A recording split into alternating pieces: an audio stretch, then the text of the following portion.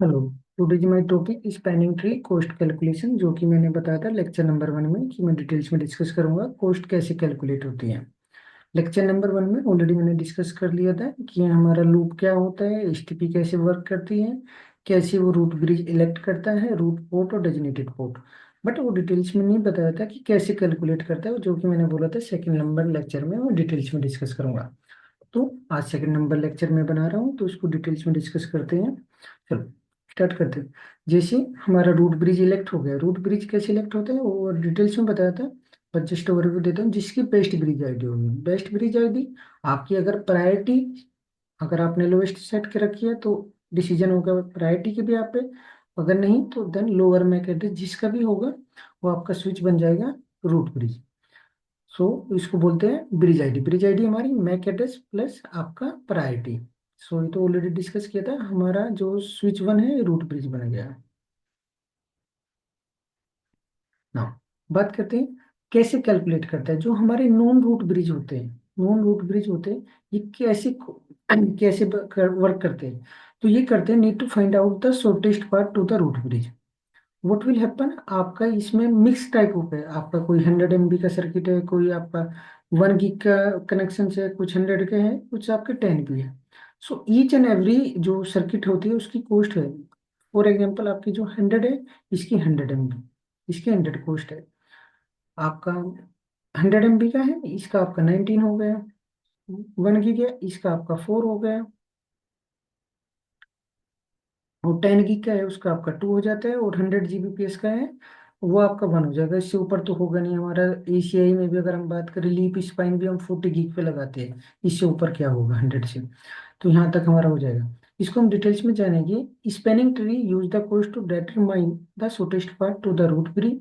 और जो slower interface होगा उसकी इतनी ज़्यादा कॉस्ट होगी, और इसमें जो प्रेफरेंस मिलता है लोअर कॉस्ट को मिलता है, क्योंकि उसकी बैंडविड्थ उतनी अच्छी होगी। बात करें अगर हम 10 GB की, 10 GB का कितना मिल रहा है आपको 2, और 100 GB का 1। सो लोअर ऑलवेज प्रेफर प्रेफर होता है। नो सो इसमें कैसे जो हमारा बीपीडी पैकेट जाता है, बीपीडी पैकेट में हमारा एक पाथ होता है, इसमें एक टैब होता है जो कि ये लेके जाता है रूट पाथ कॉस्ट। और इस रूट पाथ कॉस्ट में वो इंफॉर्मेशन ऐड कर देता है कि इसकी कॉस्ट इस लिंक की, जो वहां तक जाने के लिए स्विच वन को, स्विच फोर को, स्विच वन तक जाने के लिए क्या कॉस्ट आ रही है, ये भी मैं डिटेल्स में डिस्कस करूंगा। तो वो यहाँ पे ऐड कर देता है उसको, 19 है, 4 है, 1 है, जो भी है उसके भी यहाँ पे वो डिसीजन लेता है। देन बीपीडी विल फॉलो, जो कि ये करता है, फ्लो करता है पूरे रूट ब्रिज में down side all the switch के पास। ये सिर्फ एक एग्जाम्पल के लिए है, अगर आपने ओएसपीएफ पढ़ा होगा, ओएसपीएफ भी क्या करता है, सेम करता है। वो भी यूज करता है cost to calculate the shortest path to the destination. दोनों सेम ही काम करते हैं, दोनों का काम सेम है कि शॉर्टेस्ट पाथ फाइंड आउट करना। बट बिग डिफरेंस क्या है, ओएसपीएफ जो करता है वो एक टोपोलॉजी बिल्डअप करता है, लिंक स्टेट डेटाबेस। उसके ईच एंड एवरी राउटर को पता होता है कि कहाँ पे क्या नेटवर्क क्या लर्न हो रहा है। बट स्पैनिंग ट्री का काम वो नहीं है, सिर्फ वो एक डंप डिवाइस है। इफ यू कंपेयर, तो उससे कोई कंपैरिजन नहीं है। ओएसपीएफ है, बड़े मियाँ बड़े मियाँ, छोटे मियाँ ये हमारे छोटे मियाँ हैं। इसको सिर्फ क्या है, सीपी इंफॉर्मेशन ऐड कर देगा, इसको नहीं पता टोपोलॉजी कहाँ है क्या है। सिर्फ इसको पता है बीपीडी को फ्लो करना है डाउन साइड सभी स्विच के पास, और उसमें ये इंफॉर्मेशन ऐड करनी है। उस इंफॉर्मेशन ऐड होने के बाद कैसे कैलकुलेट होता है, नो मैं डिस्कस करूंगा डिटेल्स में। यहाँ पे सभी वैल्यू डिटेल्स में डाली हुई है। आप देखोगे मेरे, अगर यहाँ पे एक रूट ब्रिज है, ये रूट ब्रिज हो गया, ये मेरे सब नॉन रूट ब्रिज है ना। 100 की कॉस्ट क्या होती है 19, 10 की 100, 100 की 19 आपकी कॉस्ट, आपकी 1 GB की 4, इसकी आपकी 19, 100 की, इसकी आपकी 100 हो गई कॉस्ट। ना आप कैलकुलेट करो, अगर आपका रूट ब्रिज क्यों सपोर्ट, हाँ रूट पोर्ट कैसे बनेगा, जो कि शॉर्टेस्ट पाथ होगा। अगर ये इसको पाथ को बनाए, इन दोनों स्विच में किसको बनाएगा, तो ये तो हमारा रूट ब्रिज हो गया, डायरेक्टली कनेक्टेड है, ये तो मेरे डेजिनेटेड पोर्ट हो गए, जो कि मैंने कल डिस्कस किए थे ना। आपका ये रूट पोर्ट हो जाएगा क्योंकि ये बेस्ट है इसके पास। यहाँ पे हम इससे कंपेयर करें, अगर यहाँ पे स्विच थ्री को स्विच वन के पास जाना है, यहाँ से इसकी कॉस्ट आ रही है 100, और यहाँ से इसके पास आएगी 4 19 19, 4 19 19, टोटल आ रही है 42।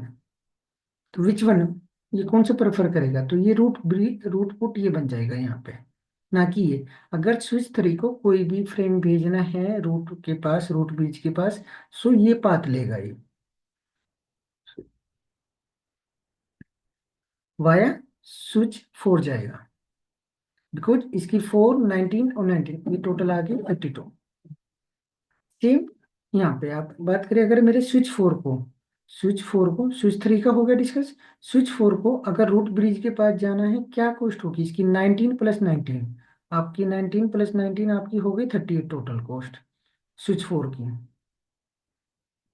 ये हमने स्विच 3 का डिस्कस कर लिया था।